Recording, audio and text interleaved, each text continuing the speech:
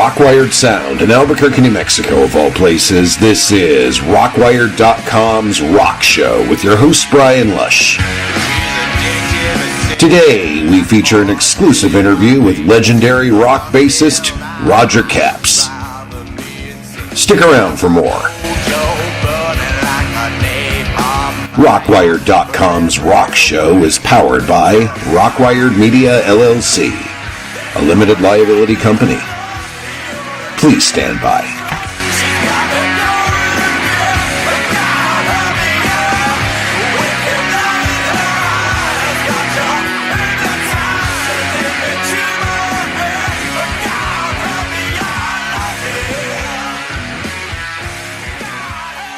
Hello. Hello, Roger. It's Brian with Rockwired.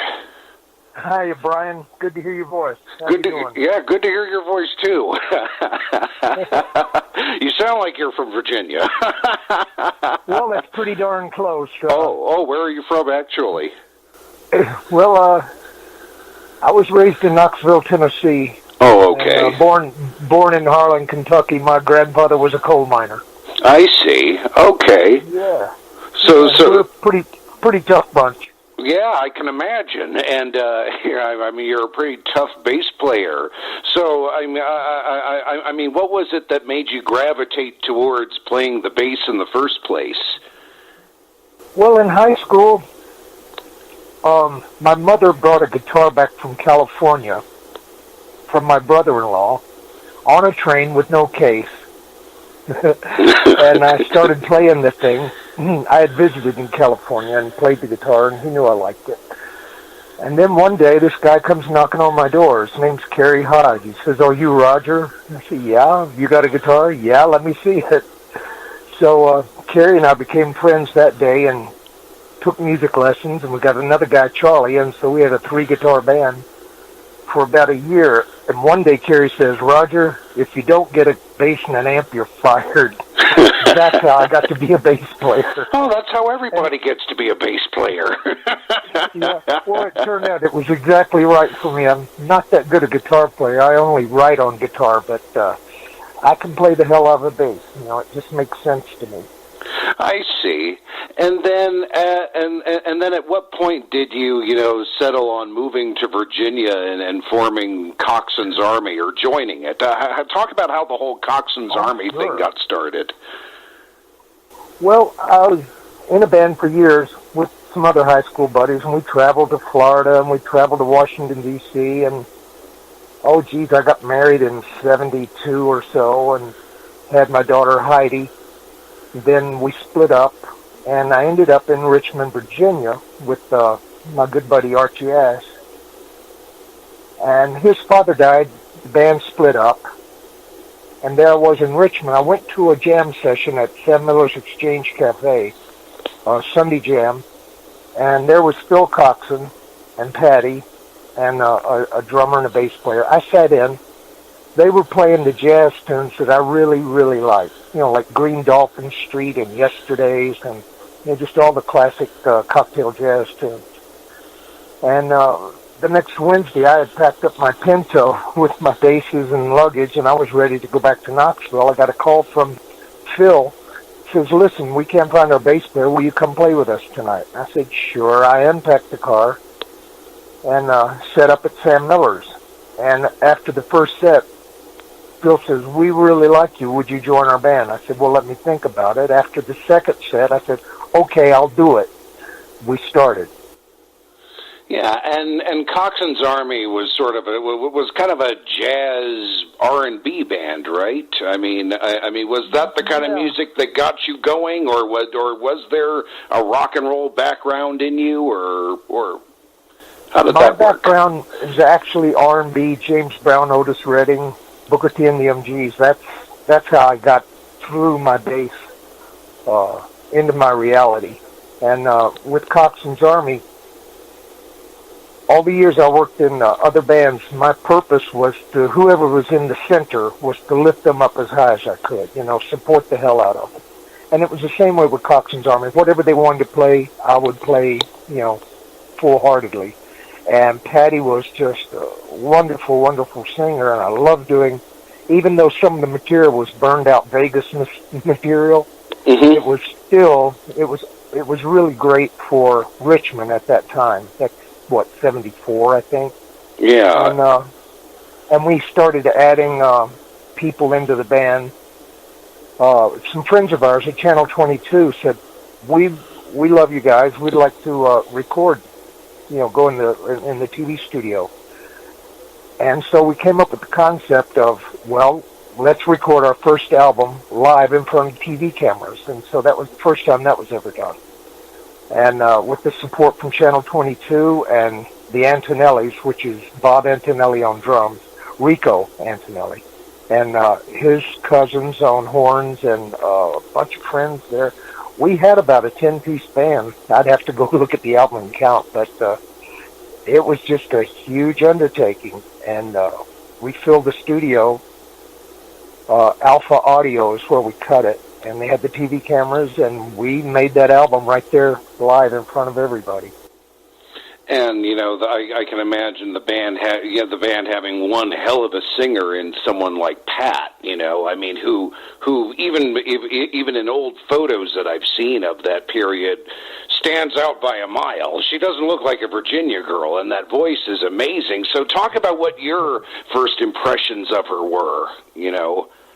The first time I heard her on that Sunday, I thought she was very nice, a little flat, but nice, and gorgeous, absolutely gorgeous. And we just hit it off friendship-wise right away. We were just like brother and sister immediately, and that's the way it stayed for the next 10 years anyway. She's from Long Island. I met, she was taking opera lessons at the time. I met her teacher, Joanna Spires, wonderful, actually terrifying little lady, a little pit bull of a lady, and but she certainly gave Patty the tools to protect her voice. And I tested her one day at Catch a Rising Star, where we worked later, on the piano, and we did 8.5 usable octaves, and nobody has that. And I think she's still got about 8 octaves. She's taken really good care of her voice. She has. I saw her not too long ago. But how big did COXON'S Army get in Richmond? I mean, were you guys kind of a big deal? I mean, did having a singer like Pat really, draw people in, or how did that Phil work? Was very popular. He was from an old Richmond family, and he was very classy. He would bring his grand piano to the gigs. We'd set up for 2 or 3 weeks at every gig we played, and so he was well known and well respected. Patty, she was in Richmond because her husband was in the Army and stationed there, and playing with COXON'S Army became very popular. We're probably the most popular band in town while we were there, and it was a well-known band, and we had lots and lots of followers. We'd fill the house all the time. And did you ever really get a sense that she was that rock and roll, in particular hard rock, was going to be the direction that she would go in from fronting a band like COXON'S Army? Well, like I said, I support whoever's up front. I support whatever they want to do fully. And we were at Catch a Rising Star doing original material from local writers, all kinds of show tunes, and like she did Home from the Broadway play, and some Streisand, a lot of cocktail lounge stuff. Yeah. And then one day, I had this amp from Canada with 14-inch speakers. I turned it on 10, and I played Wild Thing in G on the bass, and just fuzzed out to the max. And her eyes lit up, and she started singing Wild Thing like Darla from The Little Rascals. And it was just adorable. So we added that to the set. I had, my friends in Richmond had bought me a double-neck guitar, a Dan Electro. It was a guitar and a bass. I worked out an arrangement of Stairway to Heaven, sort of a light reggae feel. And Patty put her touch to it. She said she approached it like a little tropical bird on a branch, rocking back and forth, singing Stairway to Heaven. We added that to a set, and people were standing up applauding like crazy because she gets to use all her octaves in that arrangement. I've got it here somewhere. I'll send it to you. But they just went nuts when CHRYSALIS Records came to Tramps when we played there with Don Perry from was on drums. He brought in his buddy from CHRYSALIS, and that one tune in particular really caught their attention because they heard her range and her admiration of Robert Plant. They saw the rock and roll. We had added a lot of rock and roll by that time. But I've got to take credit or blame for leaning toward the rock and roll, because that one day when we turned the amp on 10 and she just started laughing and we added that to the set, it just made the difference. And we got away from the show tunes and started rocking. We did a lot of Paul McCartney, Wings, and some Todd Rundgren. We just went nuts with it. Right. I mean, you were pretty much an early architect in her sound. I mean, even and I noticed it in the album In the Heat of the Night. You co-wrote 2 songs with her, right? Clone Sleeps Alone and So Sincere, right? Those were... That's true. We wrote those right there at Catch a Rising Star. The thing about So Sincere, I mentioned her husband before. At this time in 75, 76, they were having a lot of problems. And, of course, everybody's having problems in New York in 76. And I wrote a poem to her, and it's the words to So Sincere. So when we got the record deal, Patty says, we should make a song out of this. And I said, well, it's kind of personal, isn't it? And she said, do you want to make some money? I said, yes. She's a very practical woman, this girl. But, yeah, we did that one. And Clone Sleeps Alone, I had a couple of cassette recorders. I was bouncing tracks, and I had the keyboard. And I was inspired by David Bowie. On the original demo I made, I used an English accent. And if you listen on the record, you can hear a little English accent in her voice. You can, but yes. I called her at 4:30 in the morning, one Monday morning after working all weekend on this Clone Sleeps Alone tune. And she got so tickled and said, okay, you're nuts, Roger. Meet me at Catch. We'll work on it today. And she added more verses and the concept of the song. You know, the first verse, I think, where it says, before we existed, that was Patty's idea, that this was going on long before we even knew who we were as a human race. And so it just added some depth to the tune, and it's a fun tune, and it's really about religion. How so? The song came to be, well, you're going to love that. I was raised Jehovah's Witnesses. Oh, interesting. Okay. Right, yeah, and so being a teenager and having those urges, I could not follow the rules of the Bible, you know, and I don't think any guy can. No one can. Yeah, I know. Yeah, it's set up. You're set up to fail, so feel guilty and go to confession, I suppose.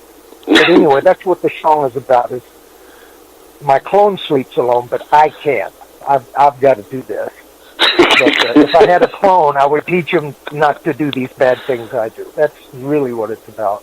That is so fascinating. I never would have read that into the song. I just thought it was just some David Bowie inspired fun. I didn't think. Yeah, right. Yeah, well, I like the science fiction side of David for sure. I miss the hell out of him. I do too. He has so much more to write. But you know, cancer doesn't care.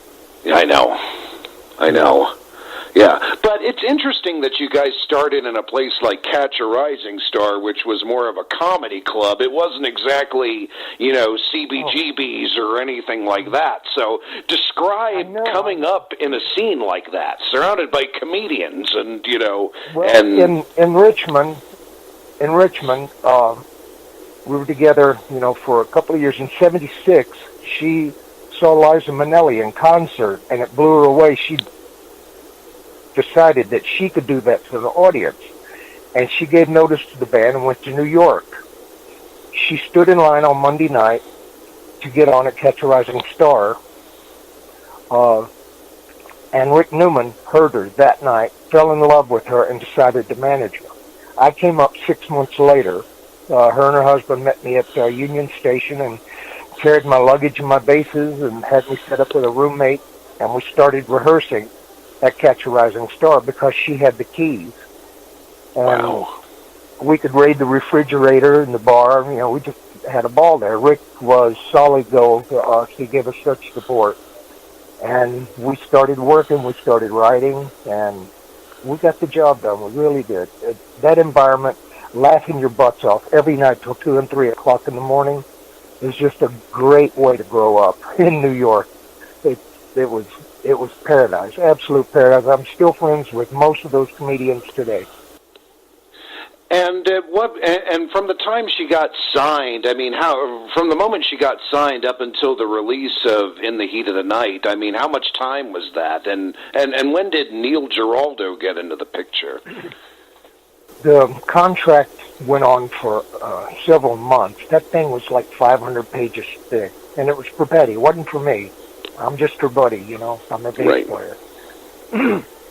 But the negotiations went on with Rick Newman and CHRYSALIS Records, on and on and on. They got what they call the $1 million push, which is CHRYSALIS would dedicate $1 million in publicity for tour and for album and everything. So once they got that in ink, then we went forward and we started auditions for musicians. One day, here comes this guitar player in. And, he's a cool-looking little guy, kind of disco hair. and so he introduces himself, and he says, well, let's play something. So I play Herbie Hancock's Chameleon on bass, boom, boom, boom, boom, boom, boom. I start playing that, and he goes chicka, chicka, chicka a little bit. And after he warmed up a couple of minutes, he turned his back to us and just cranked it and wailed. That guitar let go. Now, this is a guy that's played with Rick Derringer. That's right. And Rick Derringer is a taskmaster. He demands perfection and teaches you how to get it. And NEIL brought all those tools with him. So I was band leader up until we hired NEIL. Then he took over with his direction. Our success is really the combination of Patty and NEIL. I held it up. I paddled the boat, until we got some real guys on board. But when he let go with that guitar, Patty fell to her knees and started handbagging. Her hair's flopping, and she's really, really fallen in love with the guy right then and there. And that's when we started. That's when the band started coming together, when we added NEIL. And, In the Heat of the Night it turned 38 years old this week. And after all these years, how does that album sit with you after all these years? Well, I loved every minute of it. Picked the songs. The way Pat sang the Alan Parsons tune, Don't Let It Show, we added that to a set before we met NEIL, of course. And Patty and I would do that as a duo.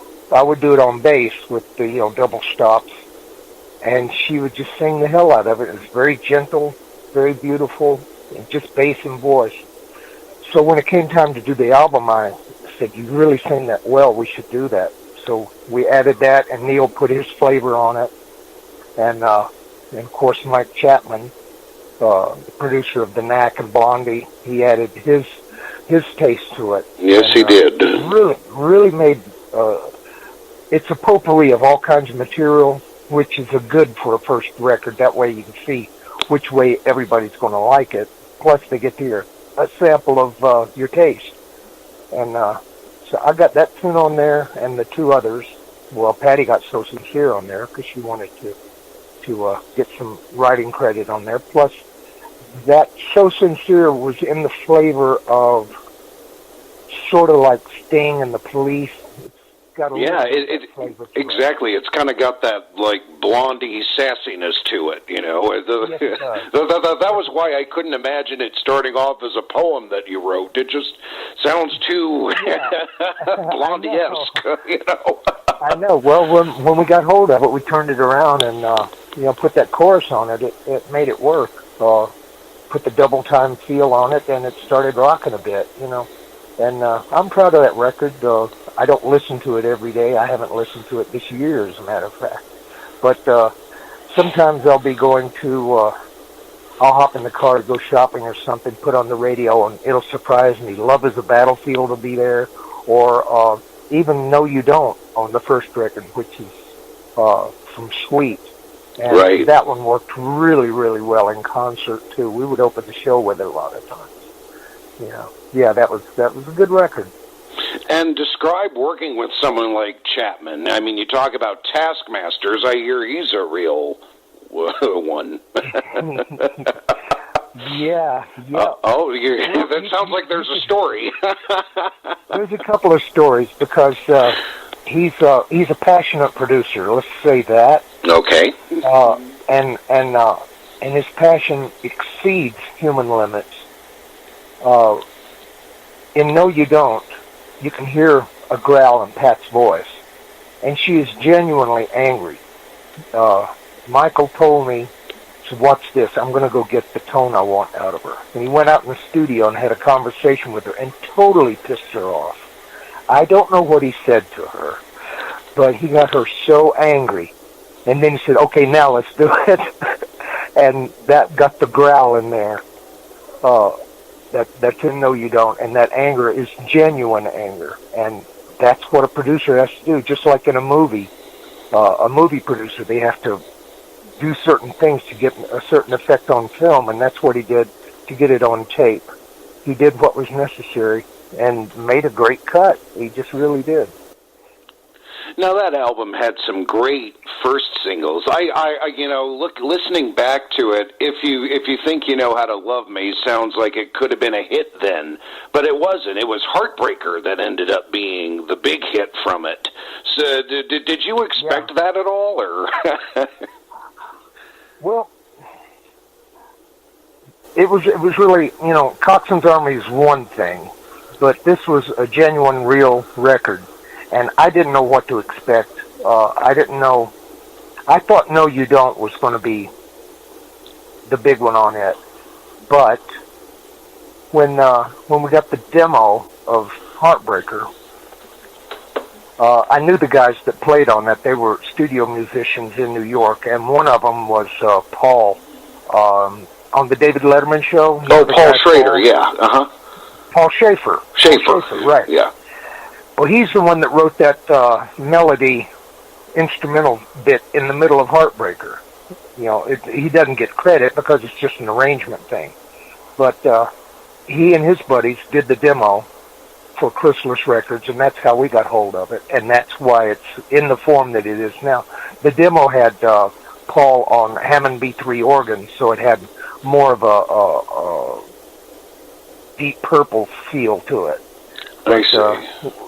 But we were two guitars, bass, and drums, and so we went that way with it. With Scott Sheets burning it up on the Les Paul, and it was a joy making that record. It really was. I mean, we lived in New York, but we stayed in California for the few months it took, and the weather's great. When you're not in the studio, you got plenty to do and nothing to stop you.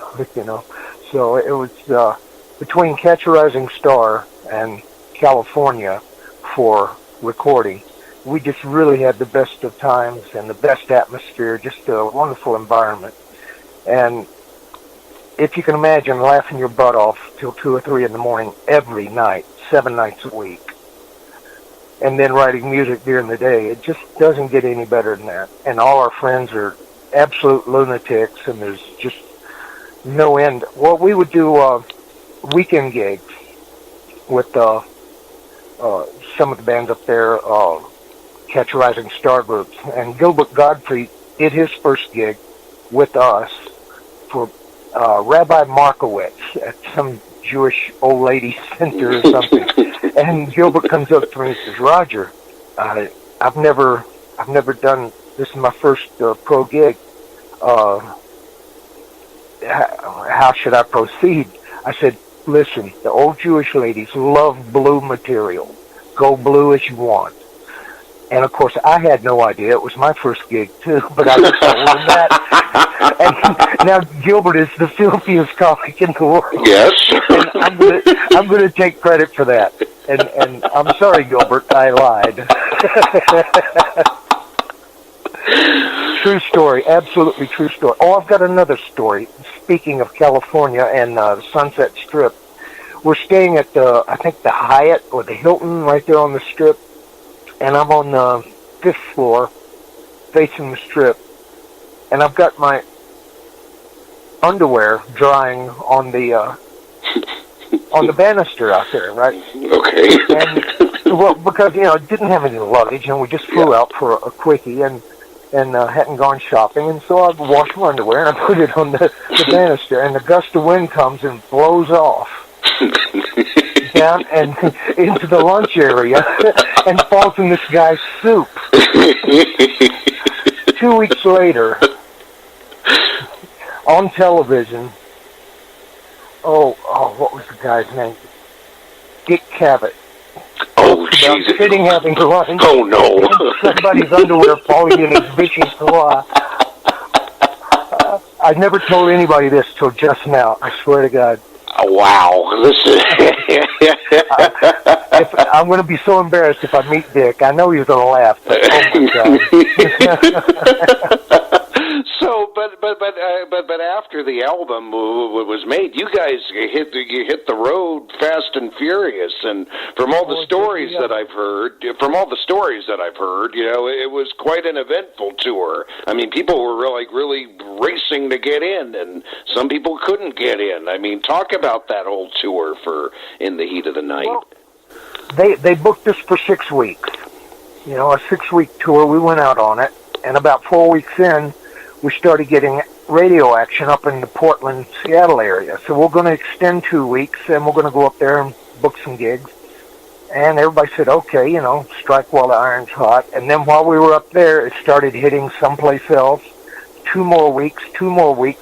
That 6-week tour turned from playing small bars, that have bands, to stadiums. And 14 and a half months. That tour, and multi-platinum. So we started touring, and we didn't stop. We just kept going and going. We took off for Christmas. That was it. 1 week. And we were just rocking out all over. We did England and Germany, Amsterdam, did all of Canada twice. But that 6 weeks turning into 14 and a half months is so precious to me for MTV and PAT and our music to all converge at the same time, because we were the second video on MTV. That's right. And then they just ate us up. Every video we could make, they would put it on as many times as they could, and that did nothing but help. And so I think the song that first hit was the John Cougar song, "I Need a Lover." That was the first one I heard on radio in New York. That's right, yeah. I was in Catch a Rising Star. I had Radio Shack headphones on with the AM/FM, and I just walked out in the street. I was hearing myself on the radio for really the first time, and I remember it like it was yesterday. And then to go on tour and have all that success, it's just the best of times. I'm the luckiest bass player, believe that. It sounds like it. And, and then when the tour is up, you guys, go in to record Crimes of Passion. How was that album different? Or was the experience kind of the same? I mean, you tell me. Well, it was different because it was an entirely different studio. Sound City is where Tom Petty did all his work. That's right. Fleetwood, and there were so many ghosts in that place. It smelled of beer and funk. It was just a funky studio, and I loved it. They had my amp way down the hall, an Ampeg SVT, with a mic in front of it, way away from the studio, way down the hall, and of course going into the board, and the ghost, the feel. We had just so much free time there to work on things and get it just right. And Neil was at the helm. He did most of that producing, although he shared credit. He really did most of the work. That's what I've heard, yeah. Yeah, I was there, it's true. And he was really, really honing his craft. And all those tools he brought from Derringer and his innate Sicilian self-righteousness just really got the job done. You know, the Giraldo family was just a wonderful, wonderful. I think they were from Cleveland, and I met them several times, and you can see it.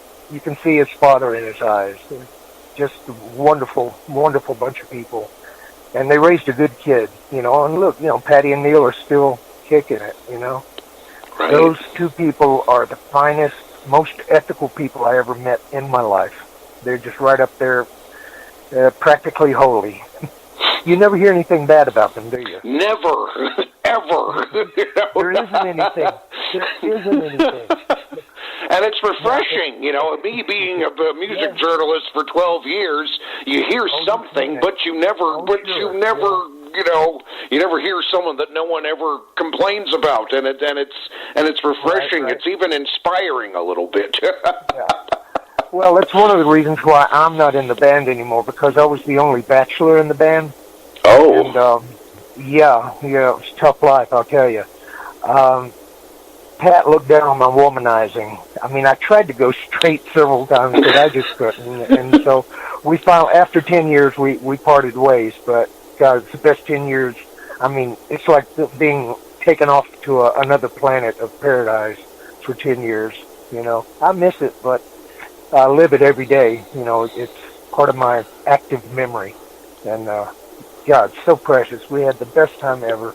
We laughed as hard as we could. We played as hard as we could. We did everything 100%. Yeah, it's the best bunch of guys ever. I mean, you talk about your womanizing. I mean, really. I mean, was that the issue? Why you left the band, or was it a mutual thing? That was a big part of it. That and a certain amount of drinking and drugs, and I just wasn't up to the quality that Pat and Neil wanted around them. And I was close, but not close enough. And there was just hundreds of women involved. Now I'm ashamed to admit it, but that's just not where Pat and Neil are coming from. So I had to go. That's really what it was pretty much about. Because I played great, right? But you should have heard the thoughts in my head shortly thereafter in '84 when I was let go. I said, my goodness, the Stones even give Keith a blood transfusion to get into Canada to play. I mean, they can't give me a break here? It was a hell of a loss. Oh, wow. Jeez. It was a hell of a loss. But I've got good record credits. I've got my career. I just joined a band that is a tribute to Neil and Patty. It's called We Belong. It's Mike and Debbie Sierras. And I love those guys. They also have high standards. Of course, I've changed my standards now. I'm much better. And I'm married 27 years. Oh, well, there you go. Yeah. An interesting little bookend. Before my wife and I met, she wrote me down like an ad. She wanted an ex-womanizer, check. She wanted someone from Knoxville, Tennessee, check. That's because she was a scuba diver, and these guys from Knoxville helped her out of the water and took her gear off and was just so courteous and hospitable and caring that she said, I want a guy from this town. And check, that's me. And we've been together ever since. Wow. Well, good for you.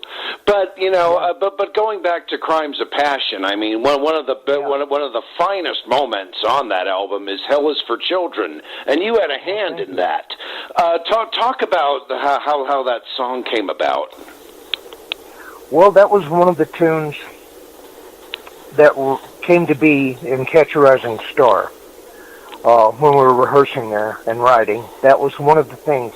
Patty came in one day with the New York Times with an article titled Hell is for Children. And it was about these kids that were held under lock and key for 8.5 years and beaten and sexually abused. And they had just discovered them and busted these people that had done this terrible, terrible thing. And it just really bummed me and Patty out. Now, Patty's mom and dad, Irish, Polish, lovely family, just the best family ever. There was no horrors in her family. However, my father was a World War II vet, and he pretty heavy-handed. I had several concussions by the time I was 7, and I'd had some abuse, and my sister also. So I knew what I was writing about, and Patty knew from the article and other stories she had heard. And we started composing this lyric, and we got it written just about 2 days. And of course, you know, the fast part on Hell is for Children on the record didn't exist then. It stopped with just the chorus, the Hell is for Children part. And we added that to the set, and again, people are standing up applauding after we did that tune. It just made a hell of an impression to a live audience. So we wanted to make sure it got on the record. And when composing it, I chose a chord pattern that, you know, a painter will choose colors that evoke emotions. And I sonically chose the chord pattern to Neil Young's Ohio, where the students were shot by the National Guard. I decided that was the worst child abuse that I could think of that had music to it. So the verse chords actually are the chords to Ohio, pretty much. It's that flavor. I never would have put that together either. This is fascinating. Well, you guys are on the other side of the radio, right? You know, from us writers, you know, and I can tell you what I know about my stuff. And the introduction, that instrumental part on the front of Hell is for Children, I wrote that on guitar. Like, I don't play guitar, but I can write on a guitar. And I wanted to invoke bells, you know, like doomsday bells. And so you can kind of hear the clanging of it in the guitar, and Neil played it exactly like I wrote it on the record. And he plays it live exactly that way to this day. And they play that song every show, and they're going to play it until child abuse is fixed, according to what Patty says. And it's an honor to be mentioned every night when they play. Right. And that song, with my experience with child abuse and Patty's horror, that was two sides of it, made that song come into being. It didn't exist, and then it did, and it still does. And I'm honored to be a part of it. I'm glad it touches people. And I'll tell you one thing, September 5th, 1982, we played the US Festival, and when we played that song, they turned the lights on the audience. I think there was 400,000 there, I'm not sure, but all their arms were beating the sky with the bright lights on them. So you have the white arms bright, and it was like a big sea of amoebas just beating the sky saying Hell is for Children. It gives me chills thinking about that. My birthday was on September 2nd, this was September 5th. So I took that as my birthday party and my celebration that year. And to see that whole ocean of kids just raising hell about child abuse was just fantastic. One of the highlights of my life. In the Heat of the Night was a huge album, but, you know, Crimes of Passion just brought it up to a whole other level. I mean, it was more rock. Yeah, it was much more rock than the first record, and that kind of established the rock roots. You know, we're a classic rock band. Well, I was telling all my friends today that I was interviewing you today, and I mentioned that you were part of, Benatar's classic band. Talk from your perspective. Talk about the other guys who made up the band and what it is you thought each of them brought to the table that made it work. Oh, great idea, sure. Well, we cut the record. That was Scott, Neil, Patty, me, and Glenn Hamilton on the drums. And so we used a click track, and Glenn did a good job. But when we went into rehearsals, he couldn't carry the tempo, so that's when Neil brought in Myron Grumbacher for rehearsals. Now, Myron was in Derringer's band also.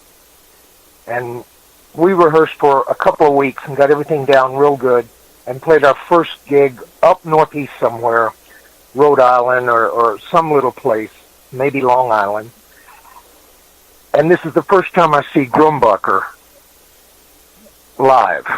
It was nothing like a rehearsal. He come out in this paper pastel-colored clown costume with Capizio shoes and this bright orange hair, and he's bouncing around like, oh my God. He tore it up, yes. I couldn't believe it. I was so happy to have all this entertainment, and he's playing bang on and so powerful, because he's Myron Grumbacher, but he's quite the theatrical guy, and it was fantastic. We had just gig after gig, and we had Scott Sheets on the Les Paul burning it up, and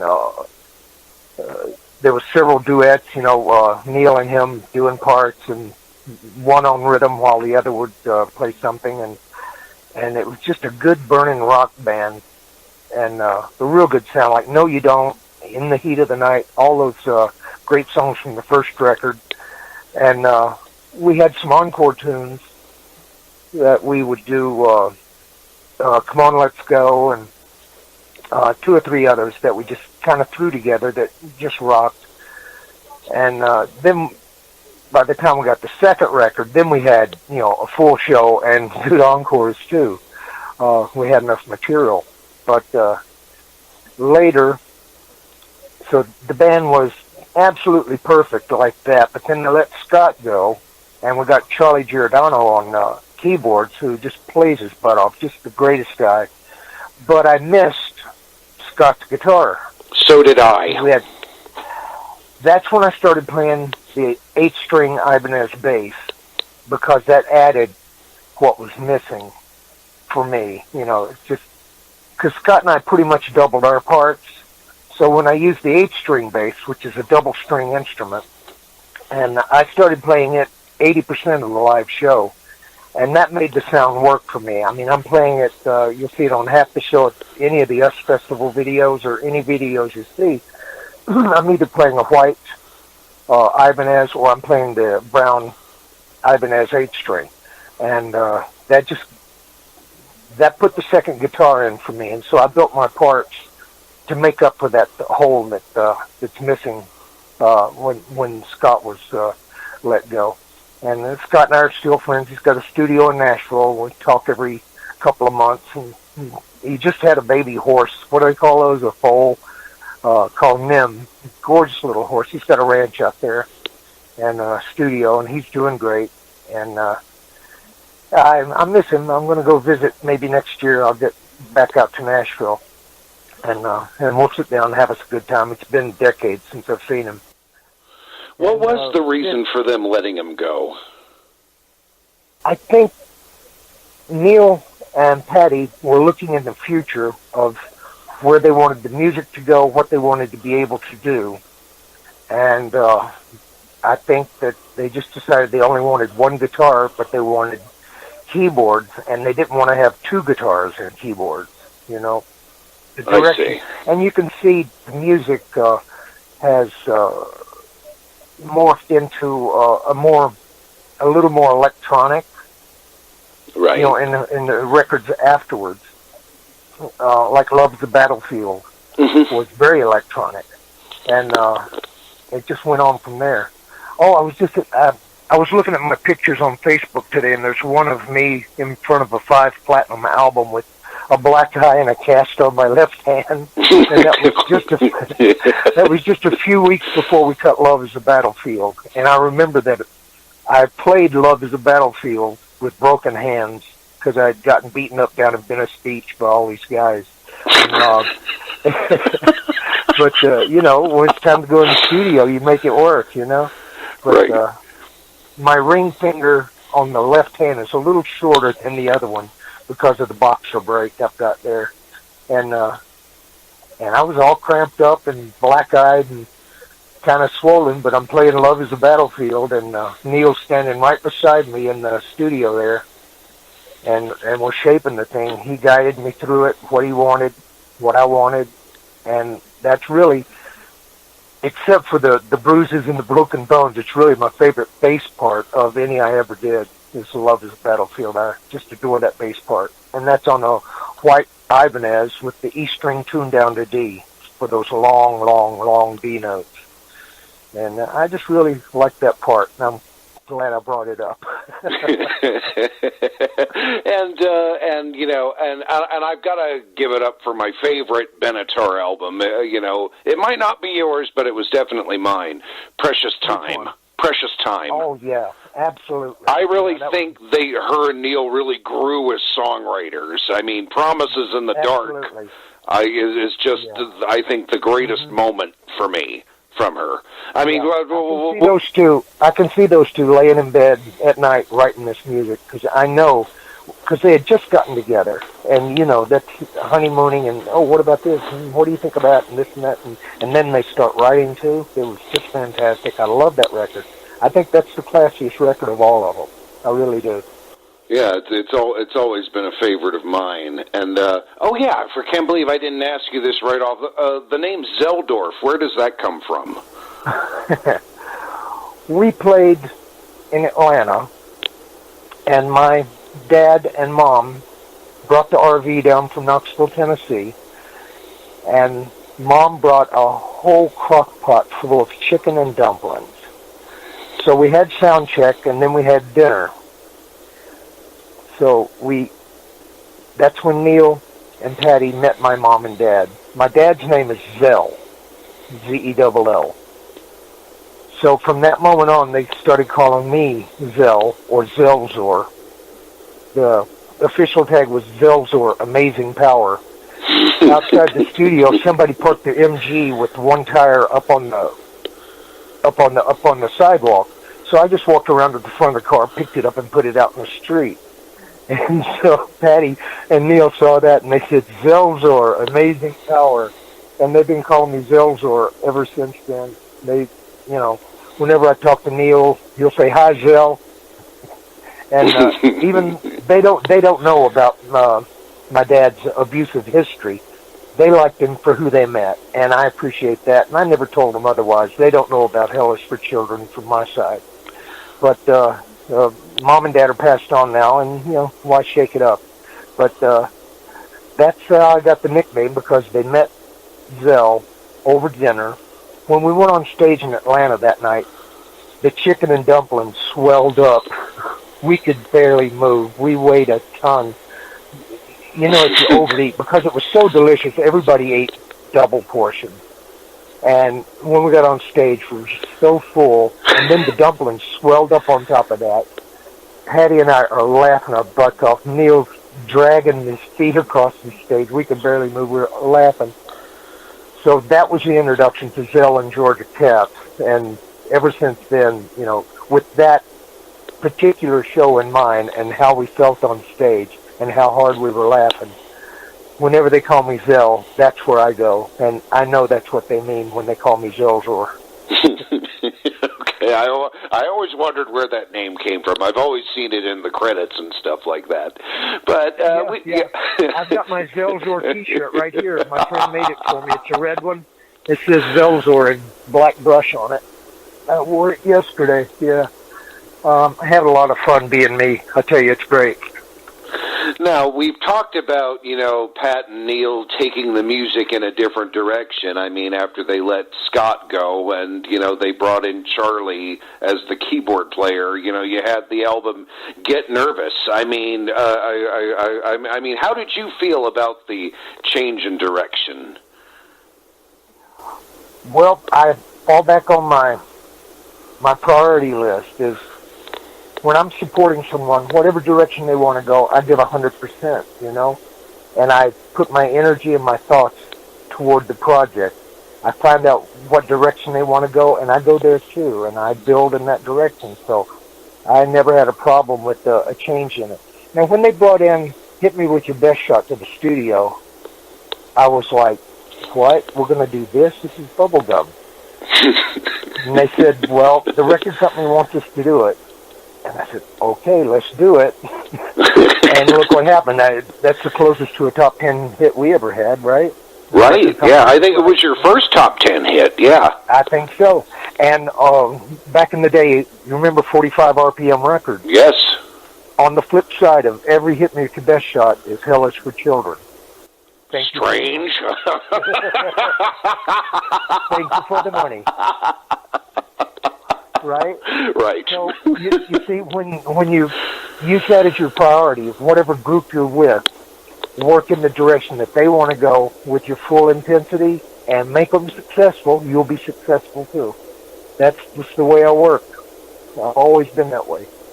Yeah, I mean, it was a change in direction, but it also, the sound sounded bigger on that album. It really sounded like a stadium rock band, Yeah. I mean, Shadows of the Night, and, but I think really, go ahead. That Shadows of the Night, that intro on there is just my favorite. I crank that sucker. Because on that there's like 4 or 5 guitars, there's 2 basses, double track my 8-string and my 4-string, plus there's all the keyboards. It's just glorious. And it sounded like that live, too, because I played the 8-string bass on that with stereo chorus, so it's really big and sweeps back and forth across the stage. And Neil with his effects sweeping back and forth, and oh my goodness. I love that track. Probably my favorite track is that one, as far as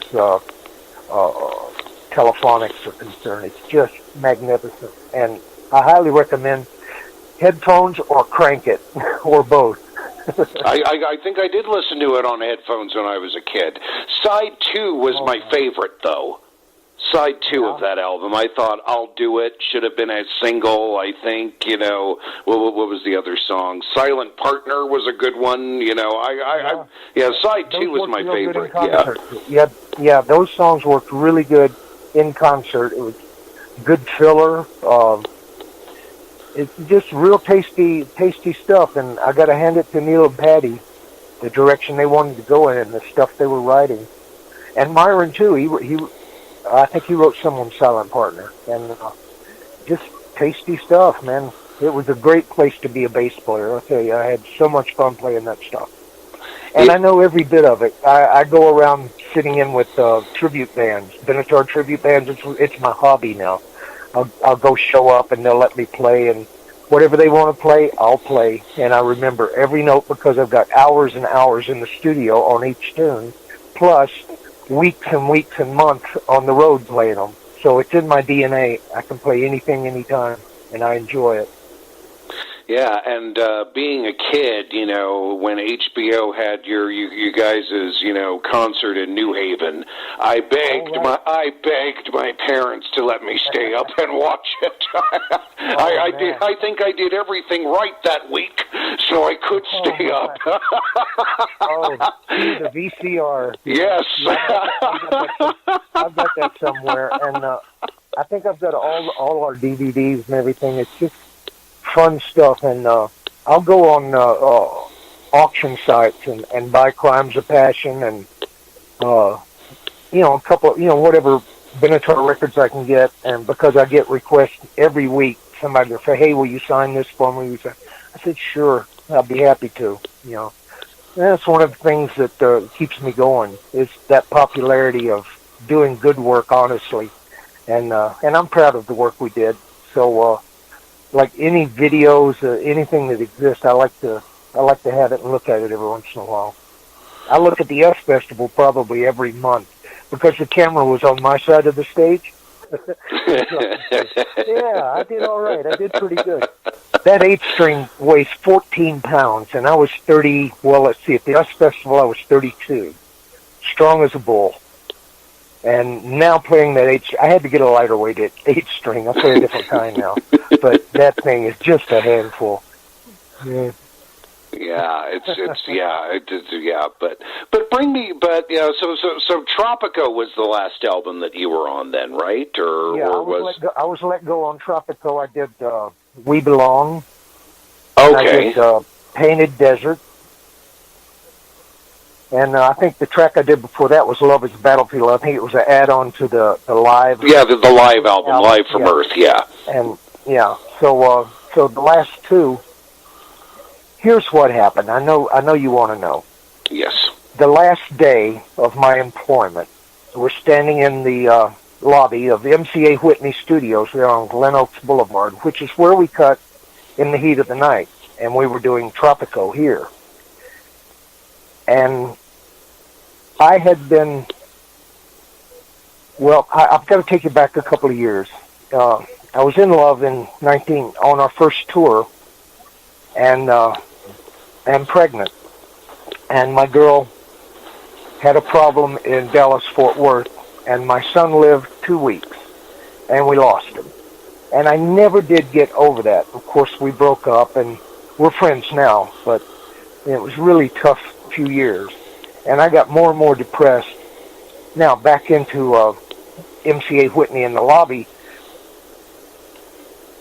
there's a list put out by psychologists, the top 10 warning signs of depression. And I said, Patty, look at this. And she said, she's reading it, she said, you've got this? I said, yes. You've got this one? I said, yeah, I've got that one too. And then it said, I think it was number 8, we said, contemplating suicide. Contemplating suicide. She said, you've got that? I said, yes. That was it. She got pissed, walked into the control room. The manager come out and said, Roger, you need to leave. That was my last minute with the Benatar organization, right there, in Tropico. And how did you eventually end up resolving, you know, your depression? I mean, what do you attribute, you know, you still being here to? Well, I got happy. I had years of, you know, casual drug abuse and lots of drinking and, you know, being a rock and roll bass player, bachelor in the band, you know, you're going to party. And so I had... when you do street drugs, mostly cocaine for me. I wasn't a pot smoker, but I did like cocaine. And doing street drugs, they're not always clean, and so they leave bits and pieces in your body in the fat tissues. And this restimulates when you get depressed. It just eggs you on even more and drives you further down the hole. This is what I found out later. There's a thing put out by Dianetics called the... it's the sweat program. I did that. I went in.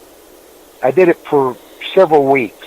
You go in, you take vitamins, you have a good diet, you sleep well, and you sweat this stuff out of the fat cells of your body. And I recall this stuff coming out of my system and not being stimulated by them again, and getting happy and staying happy from that time on.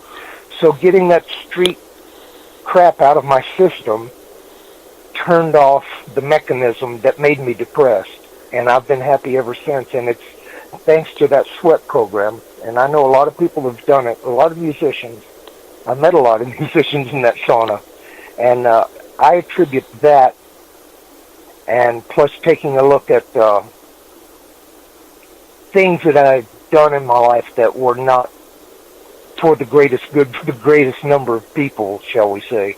You know, being sort of selfish, but taking a look at those and taking responsibility. Those two actions there, the sweating and taking responsibility for mistakes I'd made, really cleaned up my head and I've been happy ever since, and every day is a little bit better than the one before. And that's been going on for 30 years now. And professionally, I mean, after the Benatar camp, I mean, what kept you busy? I can imagine. I mean, I would think, having been, on some working with a Grammy-winning artist and writing, songs that people would just, kind of, snatch you up. Well, what happened? Well, that's kind of my fault, because I played. I went on several tours in Germany. I played with some really good players like Richie Hayward on drums, and one tour I did from Little Feat. Oh man, could that guy play? And drummers are my favorite people. For a bass player, it's just paradise to have Richie Hayward. I was in that band for a year, and Phil Kinsey was a horn man on it. He's still a buddy of mine. And I played with several bands. I had a band with Steve Jones from the Sex Pistols, and we played a few gigs around town, and we wrote a bunch of stuff, and it didn't really go anywhere, but my heart just wasn't in it. Even though I was happy and not depressed, this is after I did the Sona program in like 85, but I just really liked playing my music, Benatar's music. And I've been in other bands, but I just don't enjoy it. I don't know. I can't change my stripes, I guess. I've done recording sessions. I go in and I do a good job. Nothing fabulous come out of any of it, but I did good work. In 1992, I met Deborah, my wife, in 91, October, but we got together in 92, and we were married on February 29th. I decided at that time that, well, I'm a musician, I better get a day job if I'm going to have a family. So I started working at a software company in Glendale. Musician friends of mine said, come over, you might like it, it's really fun. And I loved it. I loved the structure of the operating system was OpenVMS, which is the forerunner of Windows NT, which is the Windows we have today. And Right. I learned everything about it. I started my own consultancy. I've still got customers I've had for 25 years. Just helping people get around on the computer, fixing them. So on my side business, other than music, which has really brought in the money, was been my technical abilities. I'm a techie. And, and I learned wires and tubes and stuff back in the days with amplifiers. But computers were just the next logical step for me. And with the boom, with Y2K, I got my wife over, and I got her MCSE certified, and I got her on over at 20th Century Fox. And her first job, she was making twice as much as me immediately. So we had some good black numbers in the account lines for a couple of years there, but we can speak fluent techie to each other. That's fun. But I've had two jobs in my life, musician and techie, and I've loved both of them absolutely equally, and I've met great people on both sides, and I've kept busy and kept happy. Now I'm going to start playing, I told you before, We Belong. It's a tribute band, Mike and Debbie. Right. They're just wonderful, wonderful people. I love them to death. I played with them the first time about a year ago, and we crossed paths a few more times, and finally I approached them. I said, listen, you're losing your bass player. I'd like to have that position if it's all right with you. And they jumped on it, and we're starting rehearsals this week, and we're going to be playing around a lot. Keep your ears open. It's a really, really good show. They're so good. Yeah, I mean, I can't fault you for wanting to play the Benatar stuff. I mean, me being, playing an acoustic guitar, when I'm bored, I'll pick it up and, play along with some of the other. I mean, their songs are fun to play. I like the chord changes. I like I like everything about them. But yeah, well, that's Neil. Those chord changes, the way they flow together on a guitar, that's Neil. He's just brilliant. He's the most underrated guitar player I know out there. He's so good, but nobody really knows about him. They just know about Benatar. That's right. But the genius behind it is really in his fingers and his mind. I'm so proud to know him. And after you left Benatar, I mean, were there any songs or albums of theirs that you admired from afar? Well, after I left, I was pretty bitter there for a couple of years. You know, okay. It was tough not getting up and going to the studio every day. It was tough not going on the road. It was tough hearing that they're playing somewhere, and you know, I'd go see them, or I sat in with them a couple of times. They were kind enough to let me play with them, and I just missed the hell out of it.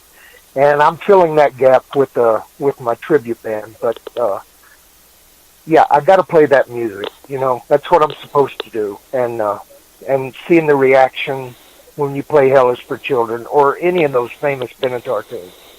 You know, and knowing that I was a part of it, and I can look right into a live audience and see them enjoy it. That's real satisfaction for me, and that's what I'm going to do. You know, for the next few years anyway. Awesome. Came out with the records they came out with. You know, they were just, I was disassociated, and I love the rainbow thing, and I love Gravity's Rainbow. Yes, that's my favorite since I mean, that was a return to the real rock sound they had. Yeah, you know, that was brilliant. I really like that one the best of anything else. And the stuff she's done this year, the two tunes are brilliant. I love what she did for "Serve Like a Girl." Yeah, that's just simple, tasty, and it gets the job done. It really does. I listened to it this morning, as a matter of fact. I really loved what she's done. I like where Neil and Patty are right now. I think they're doing what they're supposed to be doing, and I hope they're happy. I got a note from them this morning because I went down last night. I've been fighting cancer for 5 years, and I'm just about done. A Hodgkin's lymphoma. It's been a roller coaster. Oh my God, I've been a zombie for months at a time, you know, with the chemo and the radiation.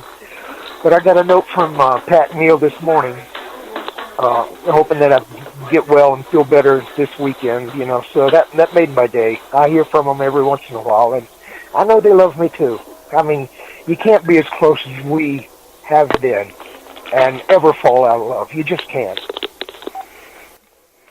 Yeah, I can't. Wow, and from what I understand, this is your fourth time battling Hodgkin's, right? Yeah, and I'm winning. I feel better than ever. There's this very expensive treatment called brentuximab, and anybody out there that's got Hodgkin's, brentuximab, it's expensive, but it's about less than half a bag of chemo, and it doesn't have the effects of chemo, and it gets in there and gets the job done, and they back it up with some radiation, and I did 12 rounds of radiation just a few months ago, and I haven't felt this good in 5 years. And I just went down a little bit last night because you get worn out. You just do. And but I'm going to bounce back, and I'll be out there on stage and living my glorious life. Don't worry about me and my cancer. I've got its butt kicked. You know what? I believe you. Everything you've told me today. If I had gotten it 10 years earlier, I'd already be dead. But science has improved so much. It has. I'm so good at it in the last 10 years that I'm lucky I got it when I did. I'm just totally fortunate. And I encourage anyone out there, don't be afraid. Go do the work. You'll be fine. They're really, really good at it, especially with the Hodgkin's lymphoma. I mean, my first PET scan, I lit up like a Christmas tree, all down my neck, my arms, my girdle, my legs, just everywhere. And the doc gave me about 6 months, but we got on it, kicked its butt, and my last PET scan I just got yesterday.